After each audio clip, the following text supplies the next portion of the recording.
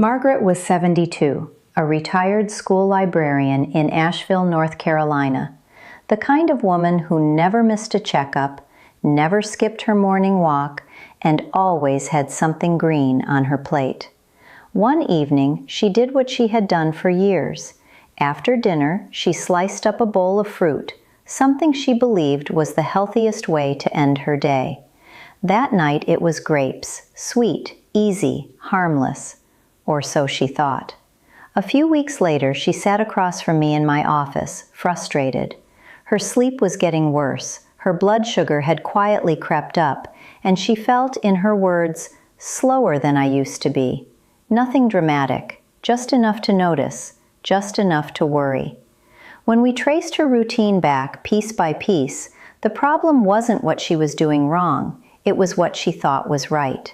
And when I told her the one fruit I actually recommend to my own family at night, she looked at me and said, "Why has nobody ever told me this?" I'm Whitney. I'm a physician, and I've spent years sitting across from people just like Margaret, people who are trying, people who trust the system, and too often, people who are missing the one piece of information that changes everything. Here's what I need you to hear. After 60, your body is not just older, it's operating under a completely different set of rules. The way you process sugar changes, the way your brain resets overnight changes, even the way your cells repair themselves shifts in subtle but important ways.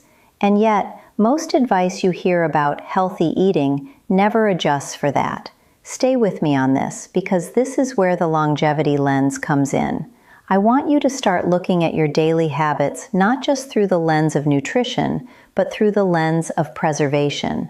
Preservation of your memory, your independence, your ability to wake up clear-headed and steady on your feet. Because here's the quiet truth I've seen in my practice. It's not the big events that take that away. It's the small, repeated habits that slowly work against you while you think you're doing everything right.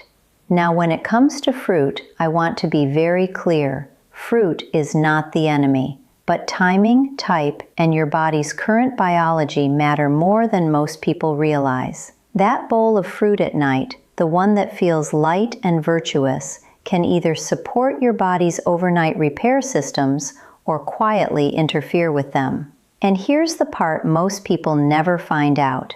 There is one specific fruit, simple, accessible, not expensive, that I consistently recommend to my own parents and my patients over 60 to eat in the evening. Not in the morning, not as a random snack. At night, for a reason that has nothing to do with calories and everything to do with how your brain and body restore themselves while you sleep.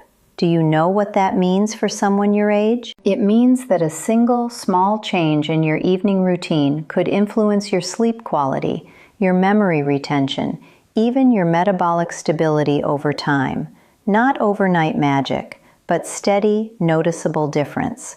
Margaret made that change, and within weeks, the first thing she told me was not about her blood sugar. It was that she was sleeping through the night again. That alone changed how she felt during the day. Her energy came back in a way she hadn't expected from something so simple. So in this video, I'm going to walk you through exactly what's happening in your body after 60 that makes nighttime fruit choices so important. I'm going to show you the common healthy options that can actually work against you and what to do instead. And yes, I will tell you the one fruit I trust enough to recommend to the people I love most. But before we go there, I want to hear from you. Where are you watching from today? Because this conversation, it matters no matter where you live. When Margaret first told me about her nightly bowl of grapes, she said it with a kind of pride. I chose fruit instead of dessert, she told me, and I understood that. Most of my patients do the same thing. They swap out cookies or cake for something natural, something light, something they've been told is better. And during the day, that can absolutely be true. But here's what I need you to hear. At night, your body is not in the same mode it is at noon, and that changes everything. The first issue I want to walk you through is something called nighttime glucose handling. Now, I'm not going to bury you in technical language, but stay with me on this. As we age, our bodies become less efficient at processing sugar, especially in the evening. A 2018 study discussed by the American Diabetes Association showed that insulin sensitivity naturally declines later in the day, and even more so after 60. What that means in plain English is that the same bowl of grapes your body could handle at lunchtime can linger in your bloodstream much longer at night. I've seen this play out over and over again. A patient of mine, Carol, 68, from Ohio, wore a continuous glucose monitor for a few weeks. She was shocked to see that her healthy nighttime fruit was causing her blood sugar to spike and stay elevated for hours while she slept. And here's the part most people never find out. When your blood sugar stays elevated at night, your body does not enter its deeper repair phases as efficiently. Your brain, which relies on those overnight cycles to clear waste and consolidate memory, doesn't get the same quality of reset. So what do you do instead? I'm not telling you to eliminate fruit. I want to be very clear about that. But shifting away from high-sugar fruits like grapes, pineapple, or even large portions of mango at night can make a measurable difference. Choosing something with a lower glycemic load and pairing it with a small amount of protein or fat can help stabilize that response. That alone can change how rested you feel in the morning. Now, the second issue is one that almost no one talks about during routine appointments, and I say this with some frustration. It's the relationship between certain fruits and your sleep hormones, specifically melatonin. You've probably heard of it. It's the hormone your body produces to signal that it's time to sleep. What most people don't realize is that some foods can either support or disrupt that process. A 2012 study published in the Journal of Pineal Research looked at natural sources of melatonin in foods and how they influence sleep cycles. And this is where things get interesting. Most of the fruits people reach for at night don't contain meaningful levels of melatonin. Some, because of their sugar content, can actually delay your body's ability to release it properly. I remember a patient named Diane, 71, from Arizona. She told me, "I fall asleep fine, but I wake up at 2 a.m. every night." When we looked at her routine, she was having a large fruit salad right before bed. When we adjusted that, not eliminated, just changed the type of fruit, her nighttime awakening started to ease. Not perfectly, not instantly, but noticeably. Here's what I want you to take from this. Your evening routine is not just about avoiding heavy meals. It's about actively supporting your body's natural sleep signals. And the food you choose in that final hour matters more than most people realize. So if you're noticing that you wake up tired, or your sleep feels lighter than it used to, or your doctor has mentioned creeping blood sugar levels, this is where I would start looking. Not at drastic overhauls, at small, specific changes that align with how your body actually works now. Now I'm curious, which one sounds more like you right now? Is it the blood sugar issue or the sleep issue? Type 1 for blood sugar or 2 for sleep. Because in the next part, I'm going to show you 2 more hidden ways your nighttime fruit could be working against you, and one of them surprises almost everyone I talk to.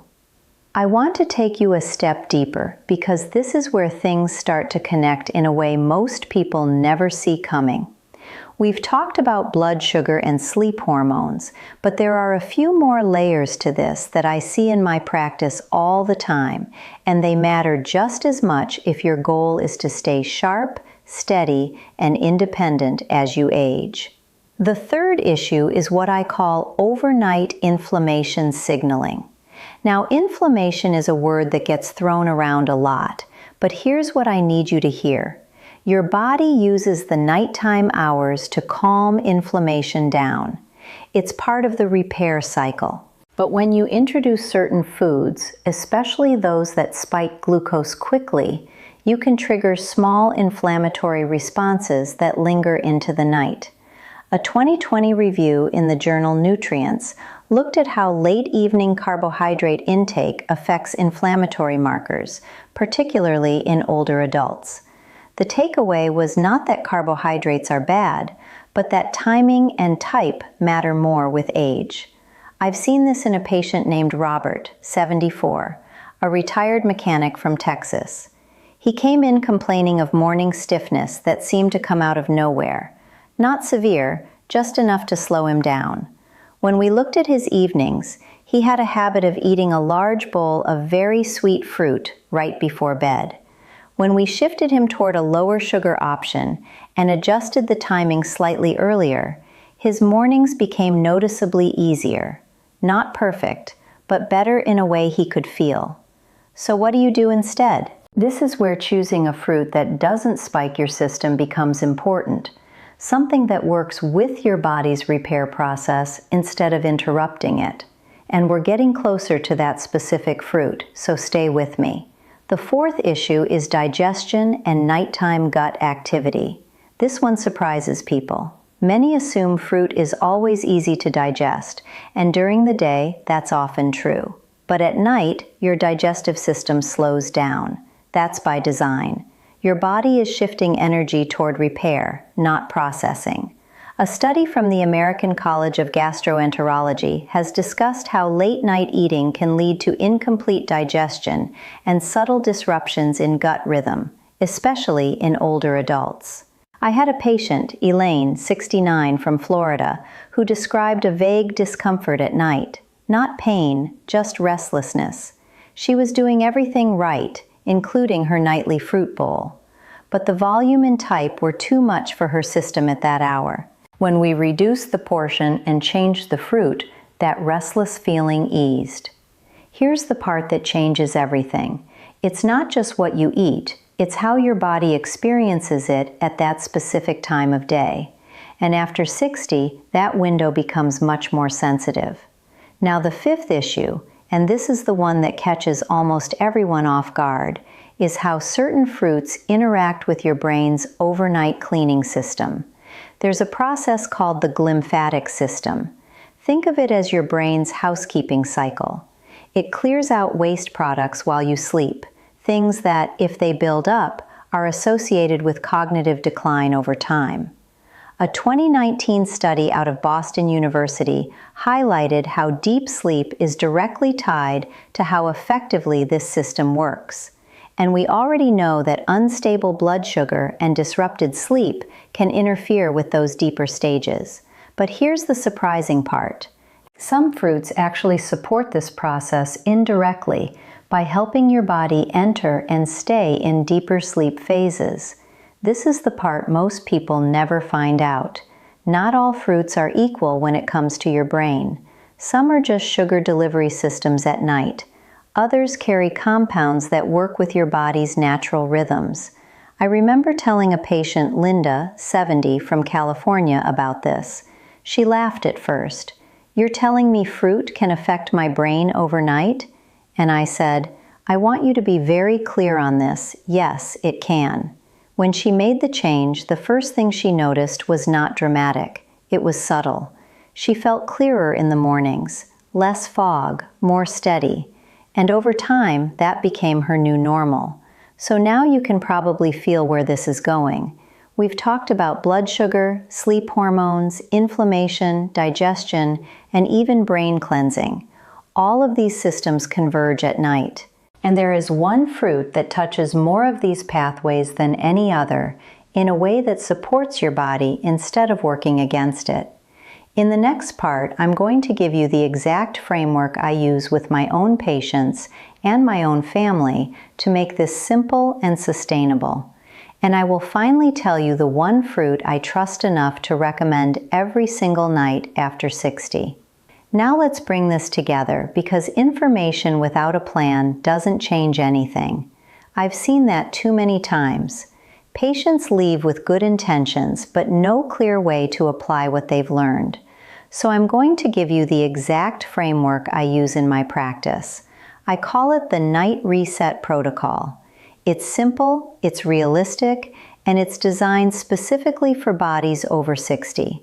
Step 1 is timing. I want you to finish your last meaningful food intake about 1 to 2 hours before bed. Not 4 hours, not perfection, just a small buffer.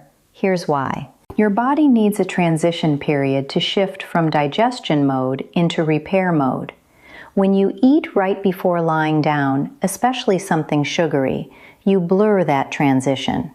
I've seen patients improve their sleep just by moving that fruit bowl a little earlier. Step 2 is portion awareness.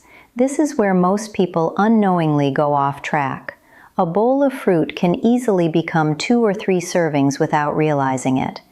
I want you to think in terms of a single intentional serving, something that satisfies, not something that fills. This helps prevent those prolonged blood sugar elevations we talked about earlier. And remember, this is not about restriction. It's about alignment with how your body works now. Step 3 is pairing. Stay with me on this because it makes a difference. When you eat fruit alone at night, the sugar enters your bloodstream quickly. But when you pair it with a small amount of protein or healthy fat, you slow that process down. A few nuts, a spoonful of plain yogurt, something simple. This creates a steadier metabolic response while you sleep. Now step 4 is the one everyone has been waiting for, the fruit itself. I want you to hear this clearly. The one fruit I consistently recommend at night for adults over 60 is the kiwi. And I can almost hear some of you thinking, really? Kiwi? Yes, and here's why that matters more than you might expect. Kiwi is naturally lower in sugar than many common nighttime fruits. But more importantly, it contains compounds that support serotonin production, which your body then converts into melatonin. That directly supports your sleep cycle. A 2011 study from Taipei Medical University found that adults who ate kiwi before bed experienced improvements in sleep onset, duration, and efficiency. Not a miracle, not overnight transformation, but consistent improvement. And that's what we're after. I've recommended this to my own parents. I've seen patients come back and tell me they're falling asleep faster, waking up less, and feeling clearer in the morning. That's not just about rest, that's about protecting your brain over time. Step 5 is consistency. This is the part the system rarely emphasizes. One good night doesn't change your trajectory, but a pattern does. When you give your body the same supportive signals night after night, it begins to trust that rhythm. Your sleep stabilizes, your energy becomes more predictable, and that sense of control, that's what protects your independence. Now, I want to be very clear about something. If you are managing diabetes or taking medications that affect blood sugar, do not make sudden changes without discussing it with your physician. This is about working with your care, not around it. But for most of you watching, this is a small, safe place to start, a simple shift. From a random bowl of fruit to a deliberate choice that supports your body's overnight work instead of interrupting it, here's what I need you to hear before we close.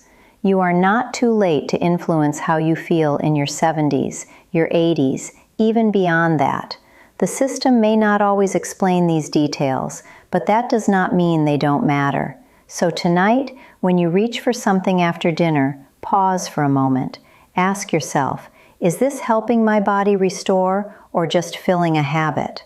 If this resonated with you, I want you to subscribe because this is exactly the kind of conversation we're going to keep having here. Share this with someone you love before their next appointment. And tell me in the comments, have you ever noticed your sleep change based on what you eat at night? I'm Whitney, and I'll see you in the next one.